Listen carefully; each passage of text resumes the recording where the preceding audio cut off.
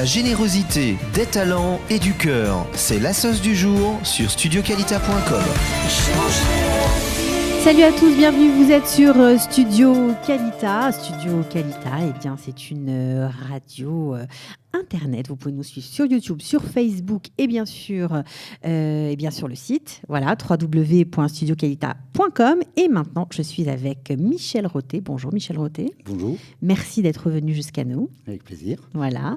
Et donc, si Michel Roté est parmi nous, c'est que forcément, nous allons parler de l'Alsace et de la Lorraine et des Juifs alsaciens, puisqu'il est le créateur, le fondateur et l'animateur du site internet du judaïsme d'Alsace et de Lorraine. Voilà, il a même une association qui s'appelle Assija, qui se trouve en France, pas encore en Israël, mais pourquoi pas, on ne sait jamais.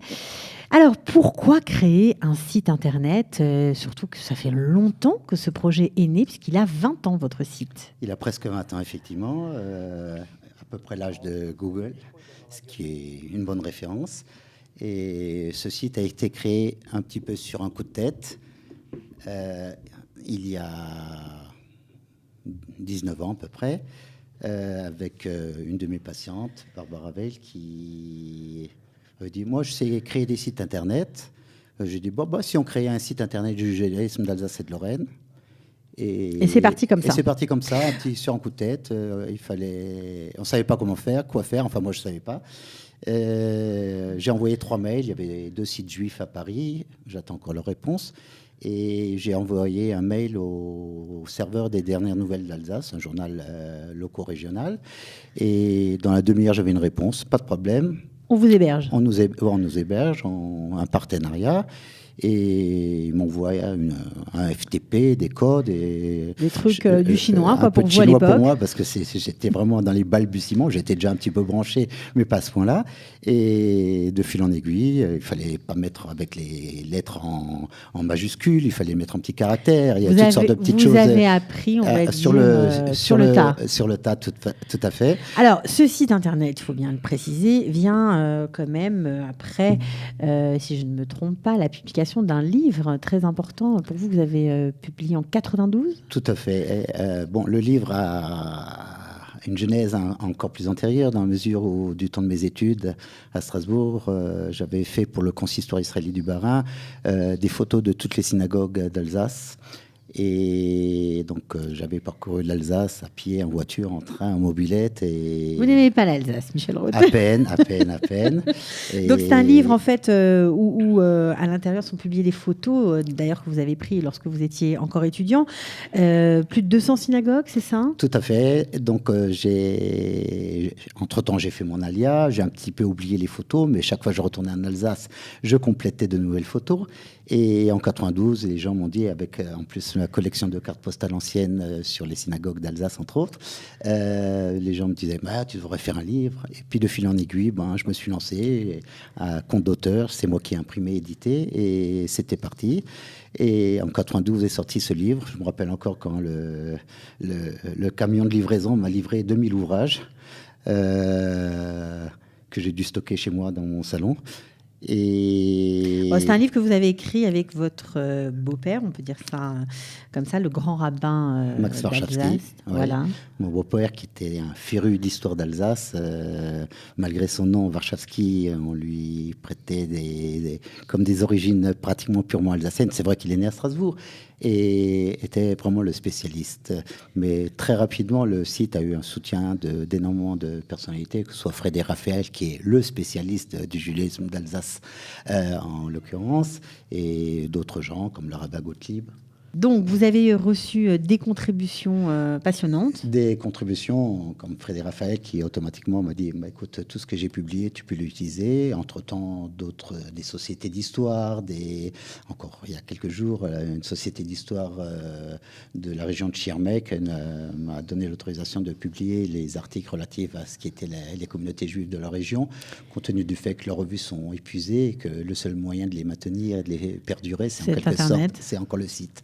et le site internet. Il y a aussi la région de Egenheim, près de Bâle, qui le responsable de la revue m'envoie systématiquement tous les articles ayant un thème juif de la région. On sent qu'il y a une très forte implication, on comprend, puisque les premières synagogues en Alsace datent du XIIe ou XIIIe siècle. Et donc, les Alsaciens qui ne sont pas juifs sont quand même très, très attachés à leurs juifs, entre guillemets. Bon, il y a eu différentes périodes, des périodes moins joyeuses, si ce n'est évoqué la période de 1349, le jour de la Saint-Valentin, où on a brûlé les Juifs à Strasbourg. Sur une population de 2000 Juifs, pratiquement les 9/10 ont été brûlés sur la place de la République, qui était l'emplacement à l'époque du cimetière juif de Strasbourg, dont quelques tombes ont été retrouvées qu'on trouve au musée à Strasbourg. Mais il y a eu des périodes où les Juifs ont pu se maintenir. Il y a eu des périodes où les Juifs ont été interdits de séjour, notamment à Strasbourg. Mais aujourd'hui, si vous avez comme ça des gens qui veulent contribuer, qui veulent participer à votre site, ça montre quoi ? Alors, les rubriques qu'on peut trouver sur le site, c'est d'abord l'histoire, bien évidemment, les communautés juives, les synagogues, la tradition culinaire, évidemment, la généalogie, les personnalités juives, et donc les rabbins, les chazanim. On peut trouver les enregistrements de chazanim aussi. Et donc, il y a une foule de données qui est devenue en quelque sorte une base de données, une encyclopédie online. Pour tout le monde. Pour tout le monde, que ce soit les universitaires qui me contactent. Là, on m'a demandé d'intervenir à un colloque à Metz sur l'histoire des éditions hébraïques de Metz. Metz a été un centre d'édition important, Lunéville également, la famille Brisac qui éditait. Donc il y a une demande pratiquement permanente de toutes sortes d'éléments, de recherche, de traditions, de minagim aussi. Certains veulent essayer de renouveler avec des minagim qui ont malheureusement un peu disparu, comme le minag de la mappa, c'est-à-dire le tissu qu'on utilisait, sur lequel on faisait la brit mila de l'enfant, ensuite est découpé en bandes et on dessinait et servait ensuite à enrouler autour du Sefer Torah. Alors pourtant, vous êtes en Israël depuis longtemps, je crois 34 ans de présence ici. Ça vous a aidé à mieux vous intégrer, de regarder en arrière ? Mettons que les premières années, j'étais moins occupé à l'Alsace, un peu plus à me stabiliser ici en Israël. Oui, parce que vous êtes dentiste, vous avez dû travailler dur, j'imagine, pour pouvoir vous installer. Mais ça a toujours été un attrait particulier, d'autant plus que j'ai ma famille à Mulhouse et à Strasbourg. J'ai ma mère qui habite à Mulhouse et ma sœur, ainsi qu'une autre sœur à Strasbourg. Donc, le contact est maintenu régulièrement. Évident. Alors, un site pareil, combien de visiteurs vous avez à peu près On dénombre plus de 3000 visiteurs journaliers. Okay. Donc c'est quand même important. Un chiffre relativement important. On a été confronté à des problèmes financiers parce que depuis le fameux serveur SDV, que tout le monde croit c'est si Dieu veut, mais c'était simplement le nom du serveur. Le nom du serveur qui nous hébergeait jusqu'à il y a quelques mois encore gratuitement, qui a été revendu et maintenant c'est un serveur, une société privée, et nous devons donc payer l'hébergement. Et donc, de ce fait, on a été amené à faire un appel de fonds un peu plus important, surtout au niveau de l'association française qui gère le site, parce qu'on voudrait effectivement maintenir et faire croire et multiplier le site. En l'occurrence, on a lancé une nouvelle démarche, c'est de mettre en ligne les tombes des cimetières juifs d'Alsace. Donc, nous pouvons mettre... Donc vous avez photographié ou vous avez récupéré les photographies ? Nous avons photographié. Enfin, il y a un photographe qui a fait les photos pour telle ou telle communauté ou pour telle ou telle association. Et nous avons eu les photos. Certaines communautés nous ont demandé de les mettre en ligne. Là, il est question de faire une nouvelle partie du cimetière de Rosenwiller, la partie la plus récente aussi. Et donc les gens peuvent en ligne les gens peuvent consulter. Pas encore tous les cimetières, malheureusement, parce qu'il y a plus d'une trentaine de cimetières juifs en Allemagne. Alsace, et pourquoi pas après pour la Lorraine.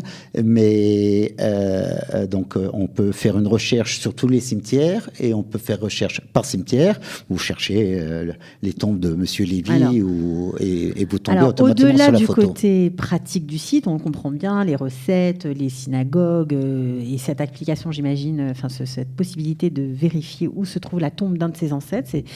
J'imagine que ça doit rencontrer un grand succès. Vous avez aussi des histoires, parce que ce site, forcément, quand on crée un site internet, eh bien, on rapproche les gens et on a parfois des surprises. Vous pouvez nous en raconter quelques-unes ? Oui, des histoires, il y en a même beaucoup. Pas tout. Ne nous dites pas tout, Michel. Une histoire en diagonale. Je vais parler de la dame qui m'a appelé un soir par Skype à 10h du soir pour me dire, écoutez, ma grand-mère est décédée aujourd'hui. Je ne sais pas si elle était juive, demain elle sera enterrée, un enterrement laïque dans la région de Bâle.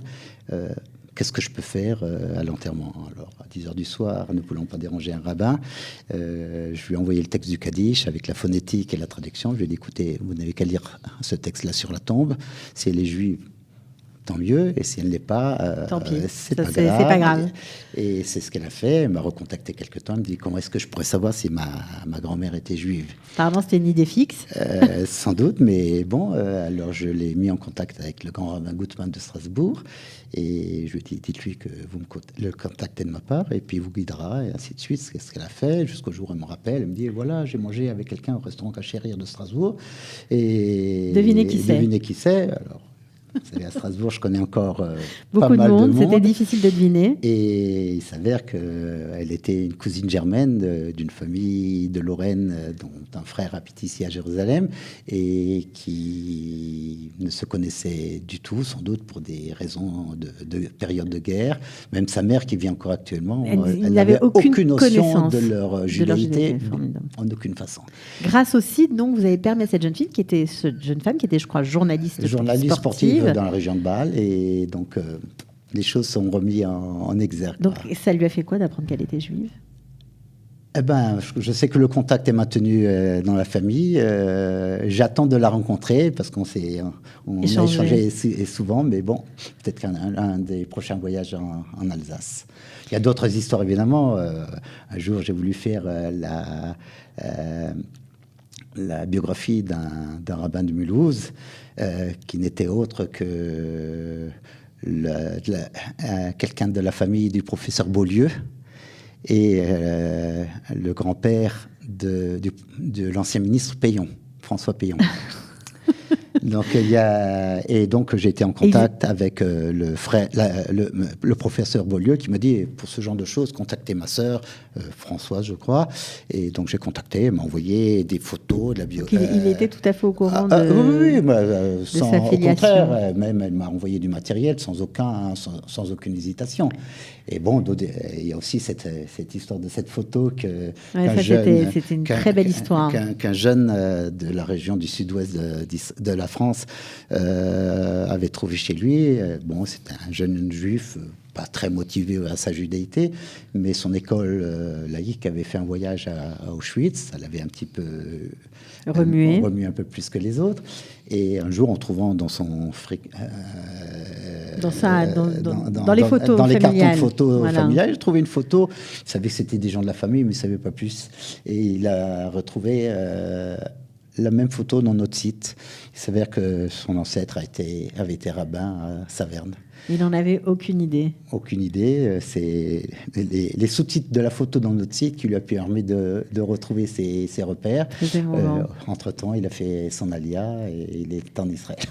Tout ça peut-être grâce au site du judaïsme alsacien. Il y a des choses assez impressionnantes. Il y a encore beaucoup d'autres histoires. Mais enfin, on ne va pas tout raconter. Alors, il y a une autre histoire qui, moi, m'a semblé vraiment intéressante, comme quoi, lorsqu'on est proactif en Israël, lorsqu'on fait des choses, eh bien, ça a parfois des répercussions inattendues. Vous avez lancé les journées du patrimoine juif. Oui, d'une certaine manière, dans la mesure. Vous êtes un peu à l'initiative, en fait. Je suis un peu le catalyseur, mettons. Voilà. En 92, quand j'ai sorti mon livre, ça a pas mal émoustillé des gens, et entre autres les gens du Bnei Brit de Strasbourg, qui ont commencé à se remuer dans tout ce qui est patrimoine juif alsacien local, en quelque sorte.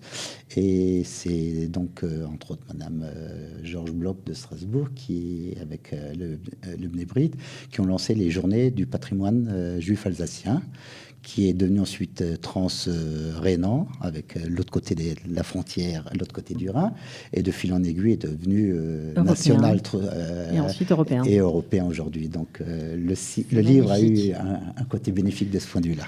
Alors, en tout cas, on était ravis de vous recevoir. On pourrait parler encore longtemps avec vous. Vous avez plein de choses à faire. C'est le premier épisode. Mais bon, en tout cas, c'est sympa pour tous ces juifs qui vivent encore en Alsace. Je crois qu'ils sont entre 15 et 18 000 juifs. Ils peuvent bien sûr se connecter sur le site. Et puis tous les autres, tous ceux qui sont intéressés par cette histoire millénaire, eh bien, on peut se connecter. Donc, il y a une page Facebook du site.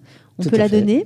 Oui, bien évidemment. Vous cherchez site internet du Judaïsme d'Alsace et de Lorraine. Et puis, bien sûr, l'adresse du site internet. Alors, judaïsme.sdv.fr. Eh ben voilà, SDV, vous pouvez retenir si Dieu veut, comme ça vous n'allez pas oublier l'adresse. On ne peut pas le louper. On peut pas oublier cette adresse. Voilà. Merci beaucoup Michel Roté d'être venu. Et puis voilà, venir en Israël, ce n'est pas une fin en soi, parce qu'il y a beaucoup de choses à faire. Apparemment, on ne s'ennuie pas. Vous ne vous ennuyez pas. En aucune façon. Merci beaucoup. Au revoir. Les journées n'ont que 24 heures, mais elles en plus pour moi. Ben, tant mieux. Allez, merci. Merci. Au revoir.